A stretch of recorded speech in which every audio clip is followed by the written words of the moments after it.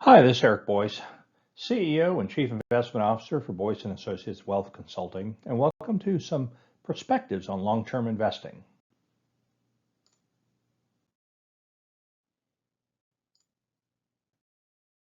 Well, the first thing to understand in building your investment plan is your time horizon.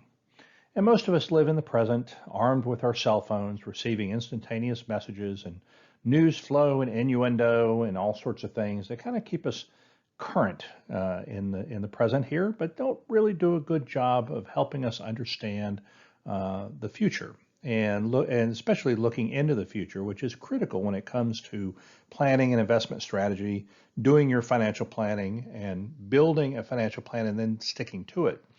And so in the next few slides, I want to offer some perspective to you. And we're going to start with this one. This is the average life expectancy chart. And so it's starting at an age of 65, which is an age of retirement. And so, it looks at the various probabilities of different groups in longevity. And so it's important when you're 65 and you're at the cusp of retirement to understand that most of us are going to live, for a number of years, and it gives us time to plan. It gives us time to reap the benefits of what we've sown over the years and working during our working years, and we get to our spending years where we spend what we've earned. Now, looking at this chart here, if you're at age 65, just to start with the far left here, and there's about a 72% chance that women are going to reach 85 years of age. And there's a 63% chance that men will. Now, there's a 90% chance, however, that at least one of a couple will survive to age 85. And then if you scroll across, obviously those numbers do go down, but it's important to realize that there is higher probabilities of living longer now, and longevity is clearly extended over the last several decades because of improvements in medicine and et cetera. And so most financial planning work that we do will extend out to about 90 years of age. And again, there is always a risk that you live longer, but 90 is generally a good benchmark for us. Now, the next several concepts that I want to share with you include the power of compounding and the impact of inflation on returns and how you can beat that. Again, you're blessed with a long investment horizon, which represents most of us. And here, looking back at with a starting point of 1992, in the upper half of this chart, it shows you the S&P 500 stock price return in the black line there. And you can see over time that if you started with $10,000 back in 1992, you'd have about $88,000 today. Now, we all know that a large part of the return from the stock market actually does come from dividends. And so if you had reinvested those dividends, that $10,000 in 1992 would have netted you at the end of last year about $158,000. And so you can see over time the market ebbs and flows, but there's a general and a very strong bias upward over a long period of time. So I want to offer this perspective to you that if you do have that long-term horizon, then you could weather these little bumps in the road and get to your ultimate goal in retirement. Now, on the bottom, we have inflation and these various asset classes relative to that inflation. You can see here small cap, large cap stocks. These are small capitalization stocks, many of which you've never heard of before. And then obviously the larger stocks are the ones that have brand names that you hear all the time. And you can see over time, again, starting in 1992, if you'd had the patience and the perseverance and you'd stuck to your plan and kept to your investment allocation, you can see that over time where those investments have grown fairly, not necessarily linearly. Nothing moves in a straight line, but you can see in a very clearly defined way how they move up over time. Now, even bonds, which are about as volatile as the stock market is over a long period of time. You can see even bonds have gained, and T-bills have basically kept pace with inflation. Well, the next thing I want to share with you is the power of diversification. So in the last chart, we saw various asset classes and how they performed over time relative to inflation. And we've also seen the power of long-term investing and the power of compounding. But one thing I want to visit with you about here, and this chart is extremely busy, but it starts in 2008, and it shows you from one year to the next which parts of the market have outperformed and which parts of the market have underperformed. And you can see that this is a very busy and colorful chart, but the key takeaway here is that in any given year, you could have a completely upside down set of leaders and laggards in your industry. And just take 2008, for example. Well, in that year, fixed income led all gainers because we had a very weak market during the global financial crisis. And you can see how, scrolling down that particular column, you've got, everything else except for cash was negative, and it was extremely negative that year. Well, in 2009, it turns out that the worst performing sector of the market, which was emerging markets equity, turned out to be the best performing part of the market. And so, that's a theme that's very consistent throughout this chart, pulling us current with the last full year that we have data for, that being 2022. And you can see over time that different parts of the market lead and replace other parts of the market that tend to lag. And so, the one thing that I want to stress here is it's important to have a durable investment policy statement and where you're diversified across all of these classes. So when you do have those good years in certain parts of the market, that you are represented there.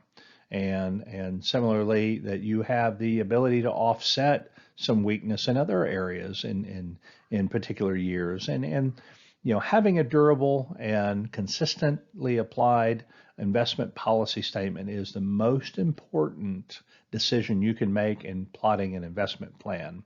Essentially the most important decision that you can make is allocating between all these sectors, and then realizing that you might have to tweak it a little bit, but you don't want to be underrepresented or not represented at all, rather, in some of these areas, because the leadership in the market does change over time.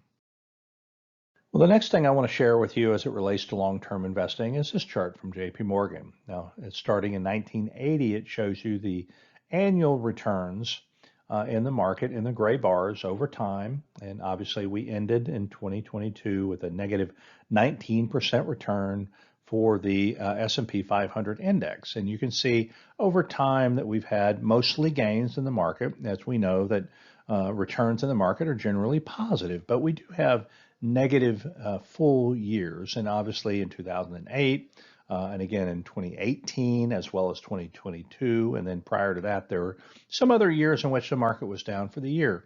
But what's really important here is in the red, and that represents the declines within the year that the S&P made before it ended the year with where those gray bars indicate. And so, it's not uncommon for there to be volatility within a particular year in the stock market. But more often than not, as you can see here, that situation rectifies itself and the market ends up for the year as a whole. So, I think the real takeaway here, and the thing that I want to stress, is that volatility is not an enemy. In fact, it creates opportunities. But if you're a long-term investor, you look past these moments and you try not to get emotional and try to do things that from a behavioral investing standpoint are probably inconsistent with your long-term investment policy and your financial and investment strategy.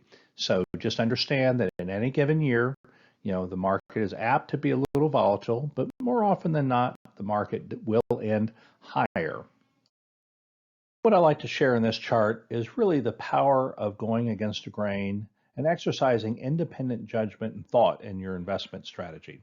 Here is a chart of the Consumer Sentiment Index in this gray line with the data series. It starts back in 1971, And you can see how it goes up and down over time. Obviously, in these gray shaded areas behind it, it represents recessions. And so you can see here that that troughs in consumer sentiment often, but not necessarily always, correspond with recessionary periods. And similarly, you see peaks in this particular index that are, generally, come after or just before a recession hits.